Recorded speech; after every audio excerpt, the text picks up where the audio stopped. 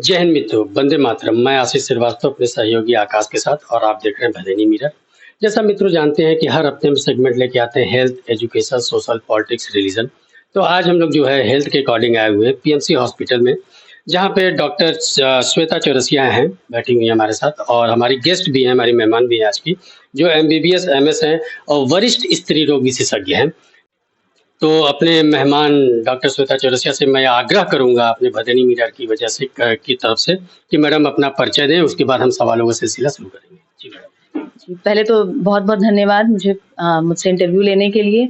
मैं doctor Shweta Chaurasia gynaecologist हूँ। मैं यहाँ पिछले 15 सालों से पीएमसी हॉस्पिटल में अपनी सेवाएं दे रही हूँ और कोशिश करती हूँ कि सारे मरीज हमारे यहाँ से ठीक होकर और संतुष्ट होके जाएं।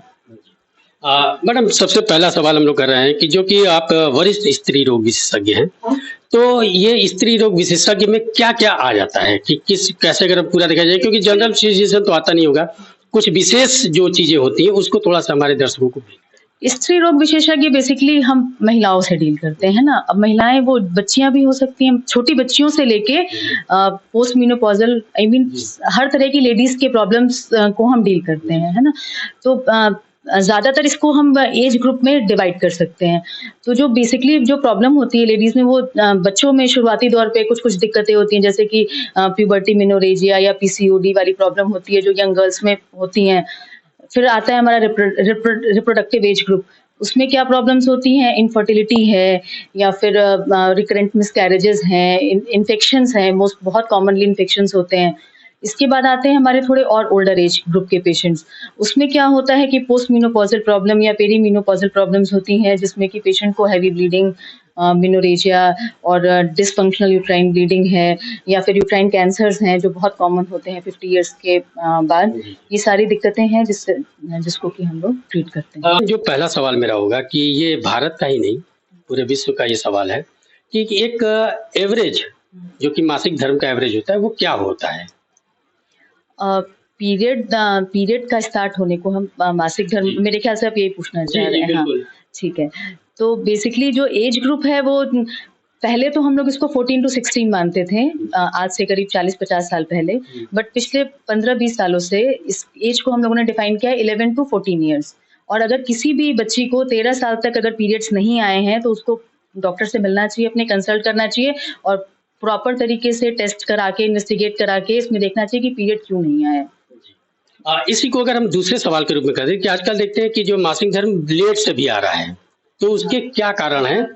देर में आ रहे हैं मैडम, इसके क्या कारण है और क्या ये शारीरिक दुर्बलता है कि क्या है?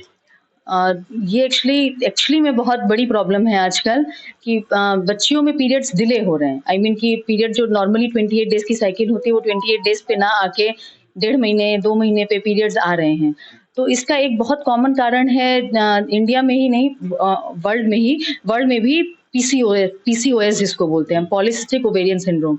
ये एक मेटाबॉलिक सिंड्रोम होता है।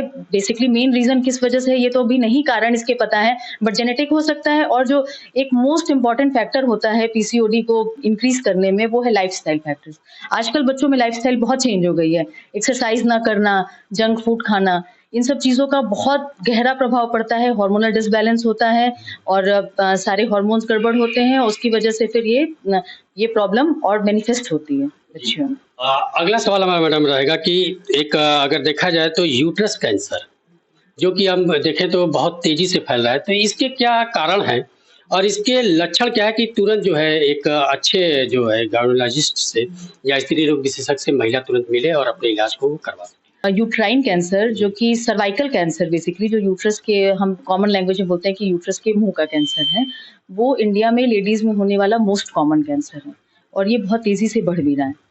तो बहुत सारे इसके प्रीडिस्पोजिंग फैक्टर्स होते हैं, जैसे कि बहुत जल्दी एज में शादी होना, ज़्यादा बच्चे होना, जल्दी बच्चे होना, मल्टीपल सेक्सुअल पार्टनर्स होना, और लोअर सोशियो इकोनॉमिक स्टेटस में इसको थोड़ा और ज़्यादा देखा गया है। तो और ये सबसे बड़ी बात है कि ये सर्वाइकल कैंसर बहुत ही प्रिवेंटेबल डिजीज है।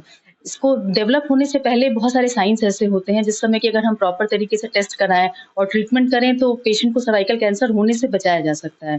तो जो मेन लक्षण होते हैं वो पीरियड्स इरेगुलर होना, फाउल स्मेली डिस्चार्ज होना है, या पीरियड इरेगुलर होना, जब बार-बार आना, बीच-बीच में पीरियड्स आना। तो ऐसी अगर कोई भी, या फिर सेक्सुअल इंटरकोर्स के बाद ब्लीडिंग होना, ये भी इसका एक बहुत मोस्ट कॉमन लक्षण होता है। तो अगर किसी भी महिला में इस तरह का कोई भी लक्षण पाया जाता है तो उनको तुरंत अपने डॉक्टर से संपर्क करना चाहिए। कई बार लेडीज़ गाँव में क्या होता है कि उनको प्रॉब्लम हो रही होती है, वो डॉक्टर के पास पहुँच ही नहीं पाते हैं।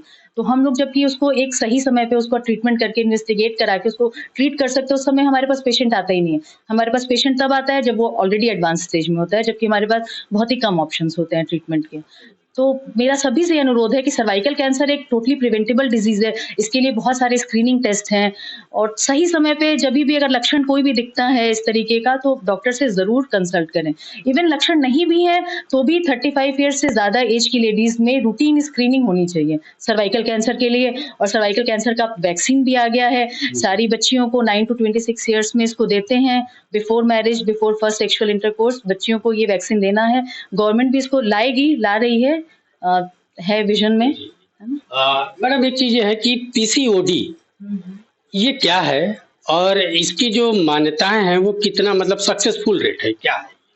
देखिए, पीसीओडी तो पहले ये समझने वाली बात है कि ये एक मेटाबॉलिक सिंड्रोम है। इसमें हर वैरायटी ऑफ, इसमें स्पेक्ट्रम ऑफ डिजीज है ये। किसी पेशेंट को कुछ अलग लक्षण होते हैं, किसी पेशेंट को कुछ अलग लक्षण होते हैं, और इसका कोई ट्रीटमेंट 100% ट्रीटमेंट नहीं है। मतलब ऐसा नहीं है कि कोई जादू कर दें, हम पेशेंट हमारे पास आए, हमने उसको दवा दे दिया और बोल दें कि नहीं अब आपका पीसीओडी बिल्कुल ठीक हो गया है। तो ऐसा नहीं होता है। पीसीओडी में पेशेंट्स को हम लोग ट्रीट करते हैं, उनके सिम्पटम्स को ट्रीट किया जाता है। तो जिस पेशेंट में अलग-अलग सिम्पटम्स होते हैं हर पेशेंट में, किसी को पीरियड्स डिले हो रहे हैं, पहले तो सबसे पहले होता है कि हम इसको इन्वेस्टिगेट करें, हम उसकी डायग्नोसिस बनाएं कि हाँ एक्चुअल में पेशेंट को पॉलिसिस्टिक डिजीज है। ठीक है, उसके कुछ क्राइटेरियाज होते हैं, उसके लिए आपको डॉक्टर को संपर्क करना होगा। और उसके बाद जो पीसीओडी के लिए मेन फैक्टर मैंने पहले ही बताया कि लाइफस्टाइल फैक्टर जो एक पेशेंट कर सकता है, क्योंकि इसको हम प्रॉपर पूरी कंप्लीटली ट्रीट नहीं कर सकते, कोई ट्रीटमेंट नहीं है। जो भी सिम्टम्स होते हैं हम उनका सिम्टोमेटिक ट्रीटमेंट करते हैं। अगर पेशेंट का पीरियड डिले हो रहा है तो हम उसका पीरियड रेगुलर करने के लिए उसको मेडिसिन चलाएंगे। कुछ महिलाओं में उसकी वजह से इनफर्टिलिटी की प्रॉब्लम भी आती है, प्रेगनेंसी होने में, कंसीव करने में दिक्कत होती है, तो उसके हिसाब से करते हैं। इसके अलावा जैसे मैंने बोला कि मेटाबॉलिक सिंड्रोम है, तो इसमें बॉडी में जैसे कुछ बहुत सारी बीमारियों के होने के ज्यादा हाई रिस्क फैक्टर होते हैं, तो हमको उसके लिए पेशेंट की स्क्रीनिंग करते रहना पड़ता है कि हम देखें कि पेशेंट को आगे डायबिटीज होने के ज्यादा चांसेस हैं, हाइपरटेंशन होने के ज्यादा चांसेस हैं, तो वो हम पेशेंट का टेस्ट करते रहें, उसका चेकअप करते रहें। तो ये है। और जो मेन जो पेशेंट कर सकता है पेशेंट के पार्ट में है लाइफस्टाइल मॉडिफिकेशन, एक्सरसाइज और डाइट का बहुत ध्यान रखना है। मैं आपके चैनल के माध्यम से सभी महिलाओं से यही कहना चाहती हूँ कि एक हेल्दी लाइफ ही हमारी खुशियों का मूल आधार होता है। तो हेल्थ को कभी भी ओवरलुक ना करें। इंडिया में देखते हैं हम कि महिलाएं भी या इवन कोई भी हेल्थ पे हम ज्यादा ध्यान नहीं देते हैं। जब भी कोई बीमार होता है तो फिर लोगों को लगता है कि अब तो हमारे पैसे ज्यादा, मतलब पैसे खर्च हो रहे हैं, उस पर इंसान इन्वेस्ट वो भी नहीं करना चाहता है। तो हेल्थ सबसे ज्यादा जरूरी है ना। हेल्थ और एजुकेशन दो चीजें हैं जिसको कि हम ओवरलुक नहीं कर सकते हैं। तो कोई भी प्रॉब्लम हो डॉक्टर से मिले, रेगुलर टाइम पे अपना चेकअप कराते रहें और हेल्दी लाइफस्टाइल अडॉप्ट करें। हेल्दी लाइफस्टाइल में आजकल, क्योंकि बहुत डेली मैं पेशेंट देखती हूँ और लिटरली मैंने सबका देखती हूँ, आजकल बाहर भी आप निकल जाएं रविंद्रपुरी की रोड पे तो कितने सारे ठेले लगे होते हैं, भीड़ जमा होती है, जाने का रास्ता नहीं होता, और वो खाना वो बहुत ही सेहत के लिए बहुत ज्यादा हानिकारक है। तो अपने स्वास्थ्य में अपने खाने पीने का और एक्सरसाइज एक बहुत बड़ा फैक्टर है जो कि हमें बहुत सारी बीमारियों से बचा सकता है। तो हेल्दी लाइफस्टाइल अपनाएं और रेगुलर समय पे अगर कोई भी प्रॉब्लम होती है डॉक्टर से कंसल्ट करें और उनकी सलाह लें। मैडम चैरिटी भी करती हैं। 2015 में इनको जो मातृ सम्मान भी मिला हुआ था। तो मैं मित्रों ये कहना चाहता हूं कि डॉक्टर स्मिता चरोसिया जो है पीएमसी हॉस्पिटल की जो वरिष्ठ स्त्री रोग विशेषज्ञ हैं, इनकी सलाहों को माने और एक स्वस्थ जीवन जिए, और जिससे कि आपका स्वास्थ्य जो है वो ठीक ठाक रहे। थैंक यू, धन्यवाद।